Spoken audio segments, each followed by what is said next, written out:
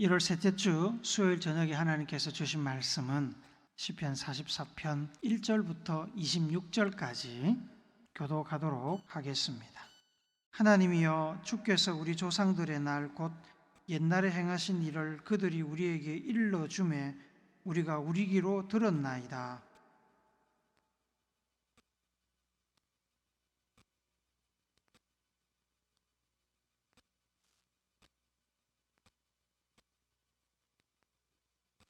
그들이 자기 칼로 땅을 얻어 차지함이 아니요 그들의 팔이 그들을 구원함도 아니라 오직 주의 오른손과 주의 팔과 주의 얼굴 빛으로 하셨으니 주께서 그들을 기뻐하신 까닭이니이다. 우리가 주를 의지하여 우리 대적을 누르고 우리를 치러 일어나는 자를 주의 이름으로 밟으리이다.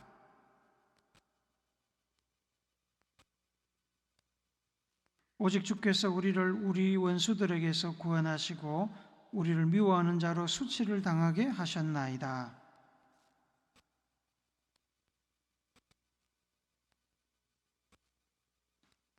그러나 이제 주께서 우리를 버려 욕을 당하게 하시고 우리 군대와 함께 나아가지 아니하시나이다.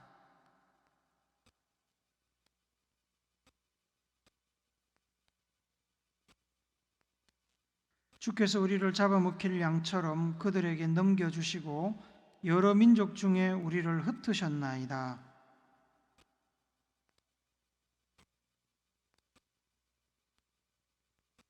주께서 우리로 하여금 이웃에게 욕을 당하게 하시니 그들이 우리를 둘러싸고 조소하고 조롱하나이다.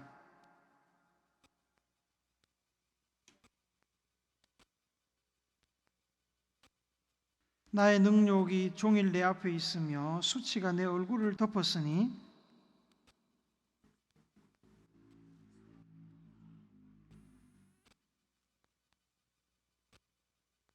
이 모든 일이 우리에게 임하였으나 우리가 주를 잊지 아니하며 주의 언약을 어기지 아니하였나이다.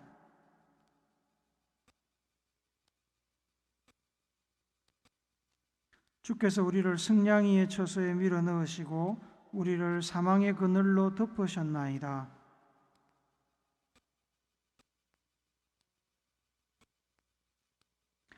하나님이 이를 알아내지 아니하셨으리까 무릇 주는 마음의 비밀을 아시나이다.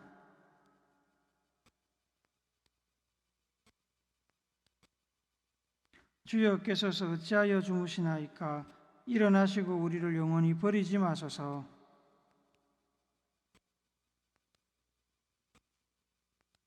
우리 영혼은 진토 속에 파묻히고 우리 몸은 땅에 붙었나이다.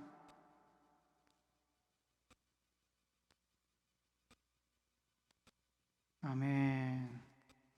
자식이든 부하 직원이든 함께 생활하며 일을 해보면 특별히 누구를 차별하는 것은 아니지만 눈에 띄는 사람들이 있습니다. 예쁜 짓을 골라서 하는 사람들이 있습니다. 나중에 교사가 돼서 교실에 가보면 그 20몇 명 정도 앉아있는 아이들 속에도 다 귀엽고 사랑스러운데 눈에 띄게 예쁜 짓을 하는 애들이 있습니다.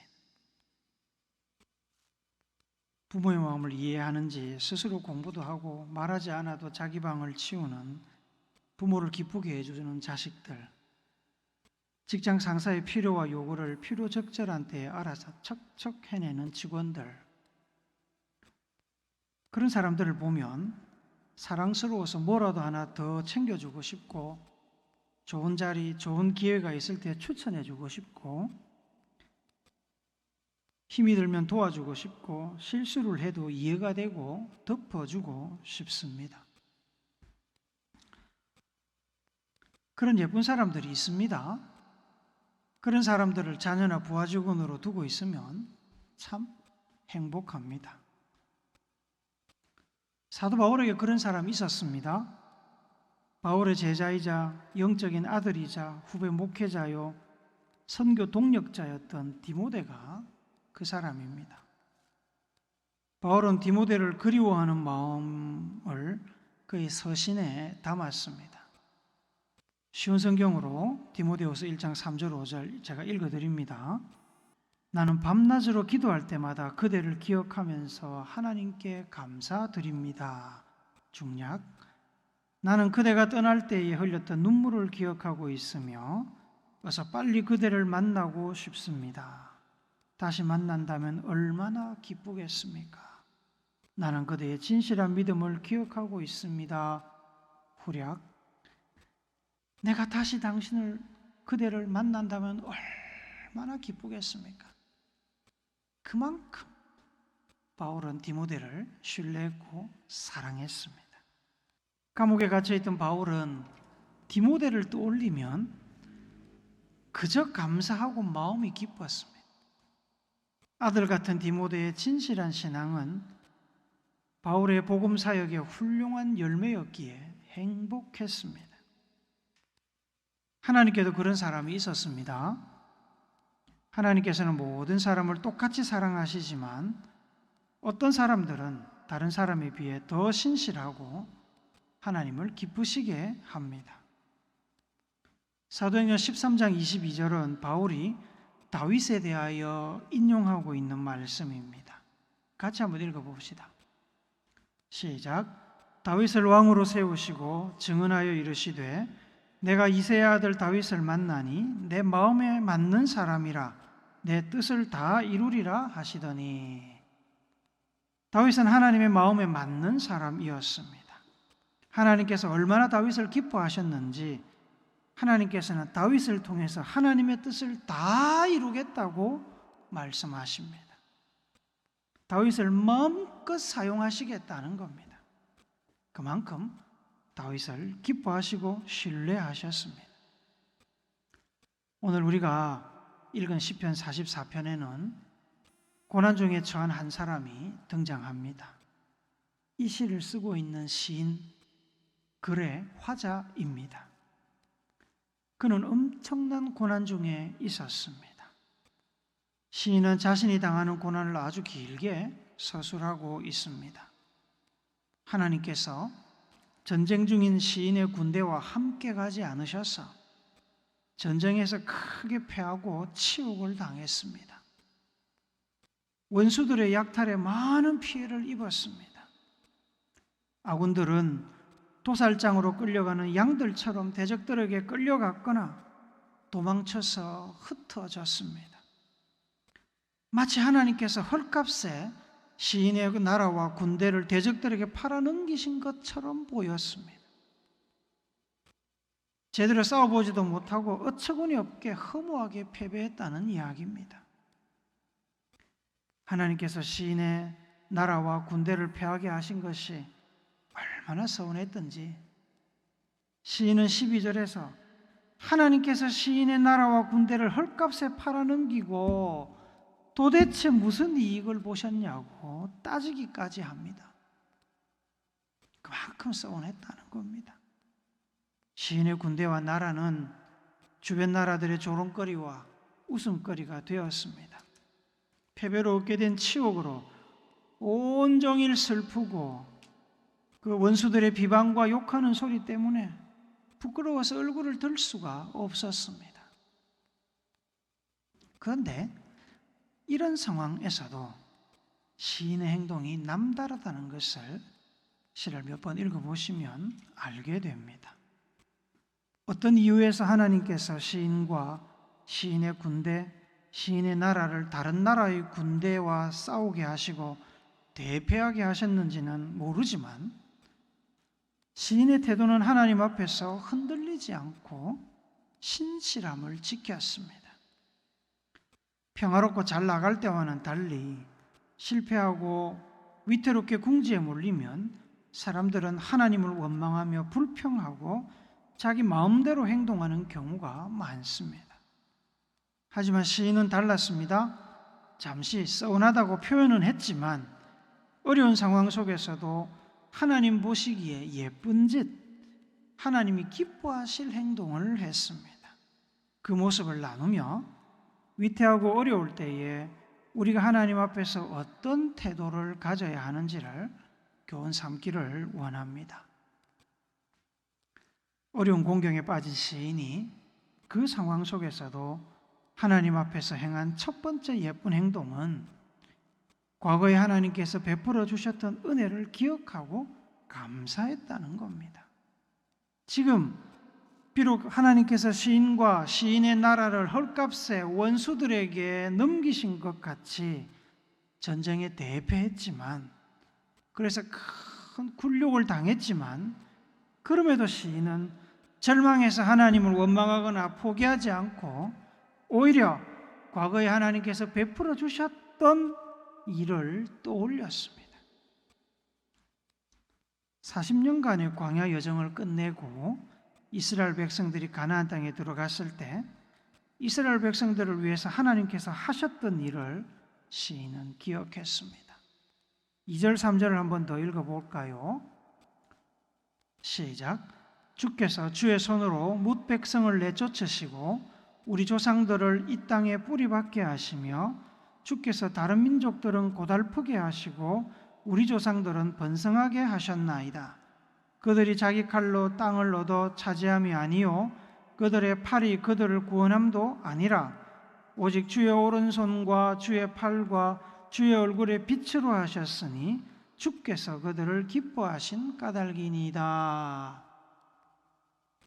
이스라엘 백성들이 가나안 땅에 정착하여 뿌리를 내릴 수 있었던 것은 이스라엘 백성들이 잘했기 때문이 아니고 하나님의 손이 이방 민족을 쫓아내시고 이스라엘 백성들에게 그 땅, 가나안 땅을 주셨기 때문이라고 시인은 지금 고백합니다.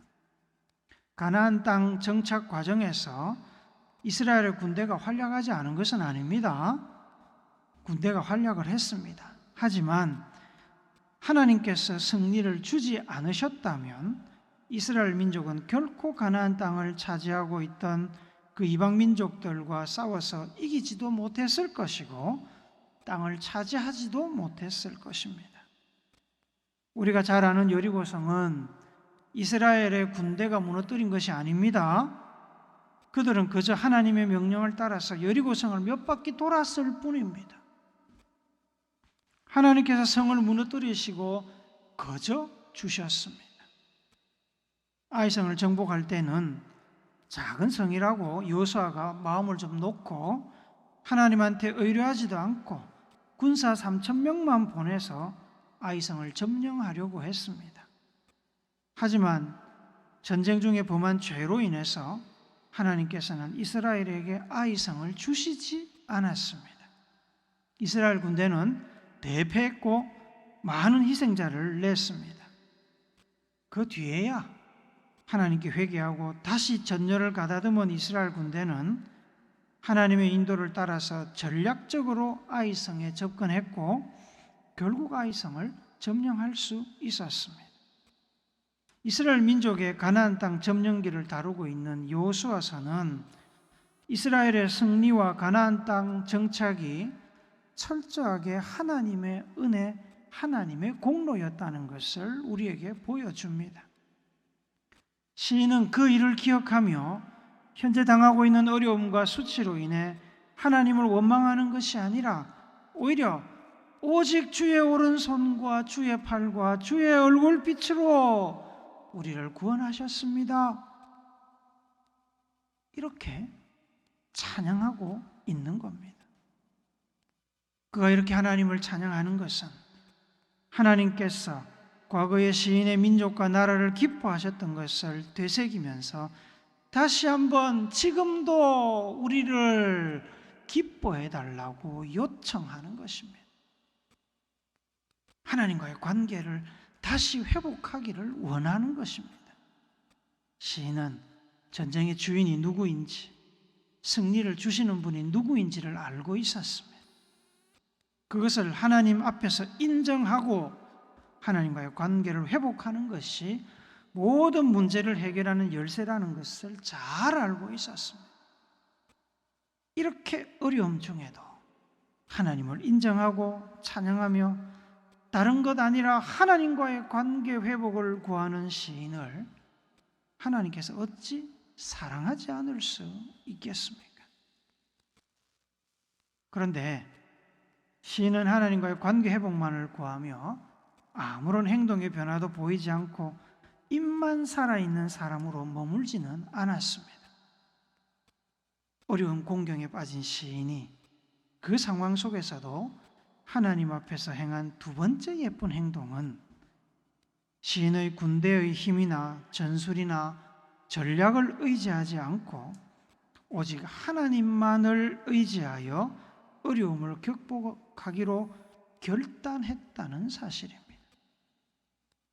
많은 사람들이 하나님을 의지한다고 기도하면서도 정작 싸움터에 나가면, 치열한 삶의 현장에 가면 하나님이 아니라 자기의 경험과 능력을 의지해서 싸우려고 하고 사업을 움직이려고, 상황을 바꾸려고 합니다.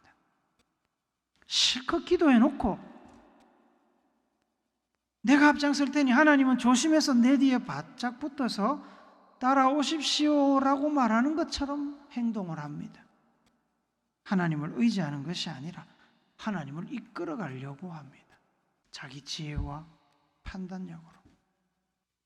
5절 6절을 한 번 더 같이 읽읍시다. 시작.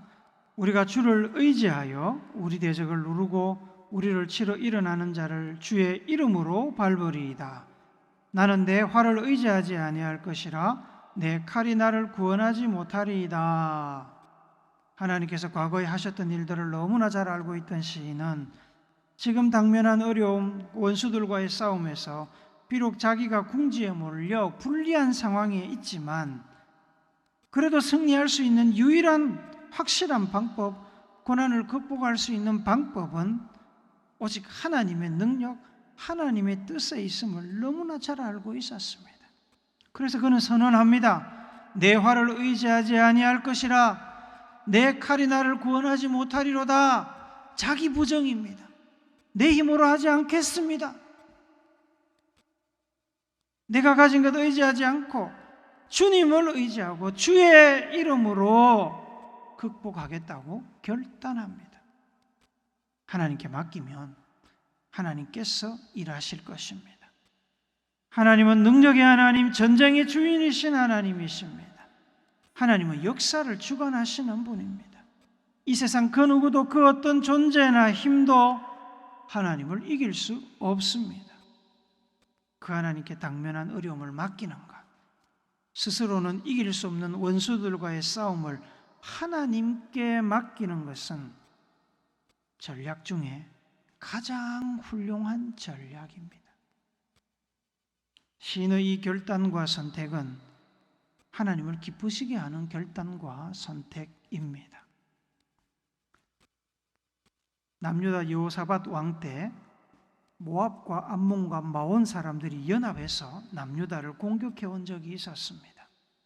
바닷가의 모래알처럼 수많은 군대와 마병을 이끌고 쳐들어왔습니다. 여호사밧 왕은 성전에 나가서 백성들과 함께 무릎을 꿇고 도움을 구했습니다. 살려달라고. 남유다의 군대로는, 남유다의 힘으로는 이길 수 없으니 하나님 도와달라고 하나님 성전 앞에 무릎을 꿇고 간절히 기도했습니다. 그때 하나님의 성령이 레위 사람 야하시엘에게 임하셔서 이렇게 말씀을 선포하십니다. 역대하 20장 15절 같이 읽읍시다. 시작.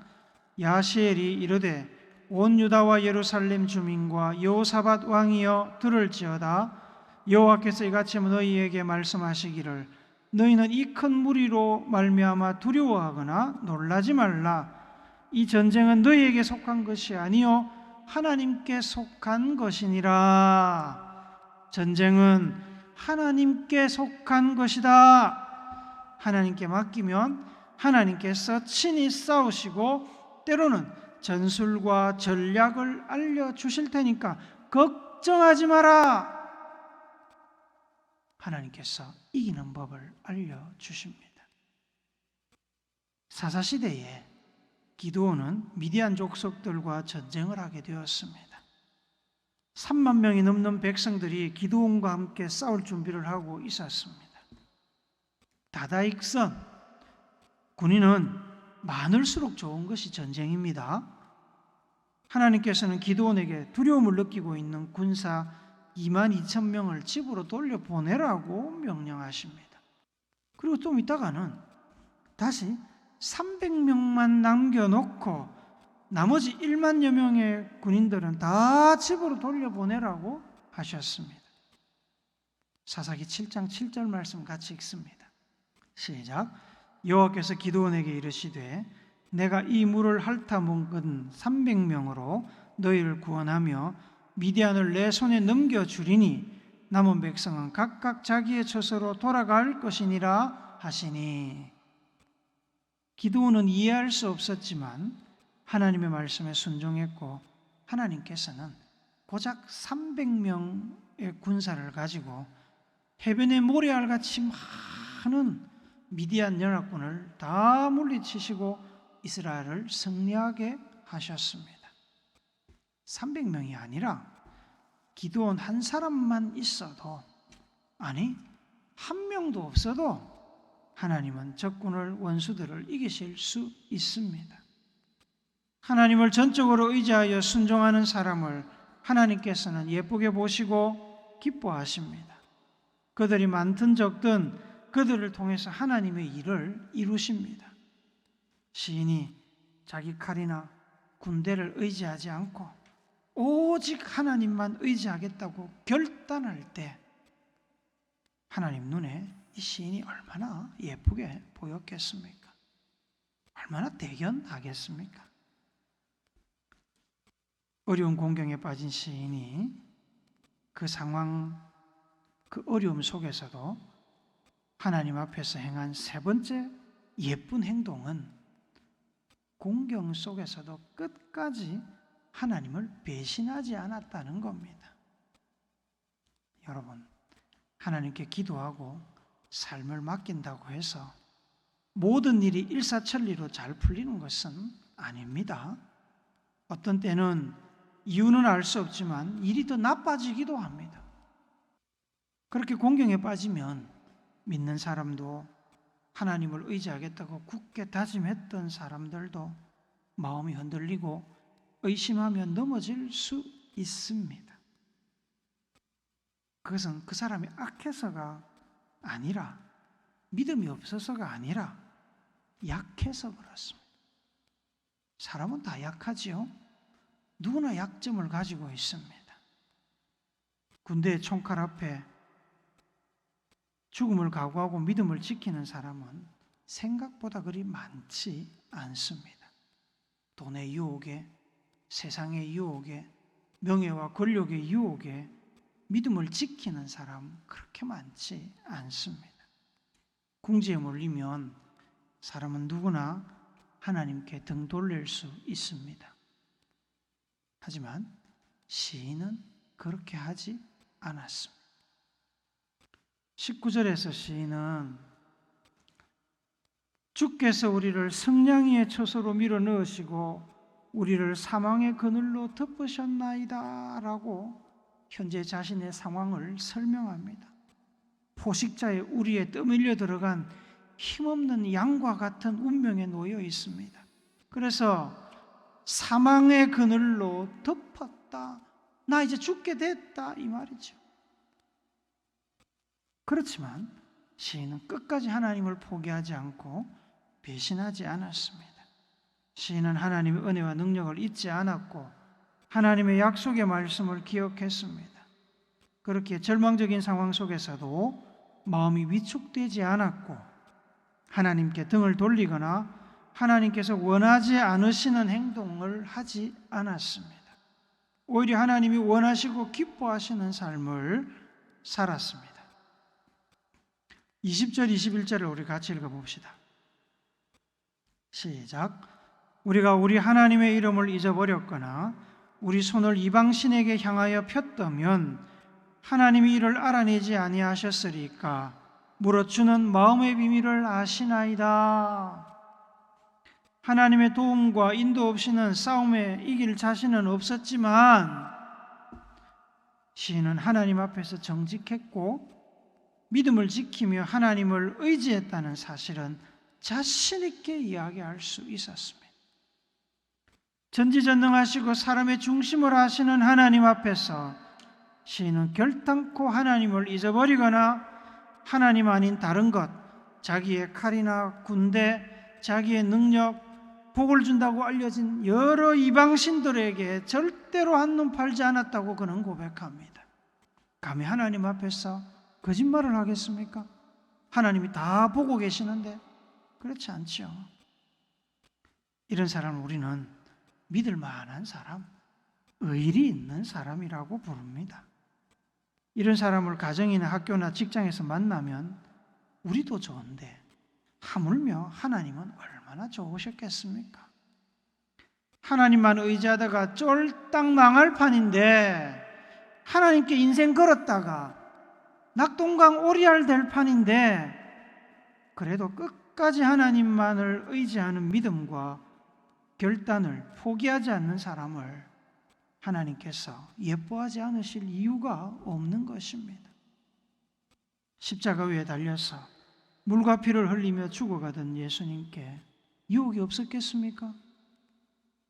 못을 뽑아내고 십자가에서 내려가서 천군천사를 불러다가 저 나쁜 로마 군대, 저 악한 유대 종교 지도자들을 싹 다 쓸어버리고 왕자에 앉고 싶은 유혹이 왜 없었겠습니까? 그러나 예수님께서는 하나님의 명령과 뜻에 순종하기 위해서 십자가를 거절하지 않으셨습니다. 물과 피를 쏟으시고 죽으셨습니다. 사도 바울도 로마의 형장에서 주를 위해 죽는 것을 오히려 기뻐하며 참수형을 당하고 생을 마감했습니다. 어떤 상황 속에서라도 하나님과 좋은 관계를 유지하며 하나님을 향한 믿음을 지키며 하나님께 배신하지 않는 사람을 하나님은 예쁘게 보시고 기뻐하십니다. 사랑하는 우물교회 성도 여러분, 하나님께서 사랑하시고 기뻐하셔서 복을 부어주시되 넘치도록 부어주시는 여러분과 제가 되기를 바랍니다. 하나님이 기쁨에 겨워서 춤을 추시는 그런 여러분 되기를 바랍니다. 너희 하나님 여호와가 너희 가운데 계시니 그는 구원을 베푸실 전능자이시라. 그가 너로 말미암아 기쁨을 이기지 못하시며 너를 잠잠히 사랑하시며 너로 말미암아 즐거이 부르며 기뻐하시리라. 이렇게 하나님의 사랑을 받는 여러분이 되시기를 바랍니다. 하나님께서 베풀어 주신 은혜를 늘 기억하십시오.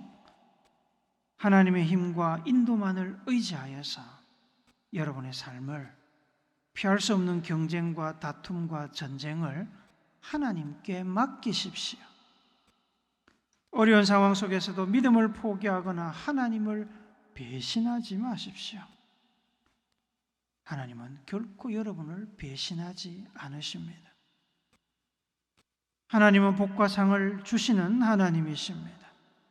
하나님께 신뢰를 드리고 믿음의 대가를 지불하면 하나님께서 보상하십니다. 사막에 길을 내시고 바다를 가르시는 하나님이십니다. 전심으로 하나님을 사랑하고 하나님의 사랑을 받는 여러분과 제가 되기를 믿음과 순종의 본을 보이신 예수님의 거룩하신 이름으로 축복합니다. 아멘.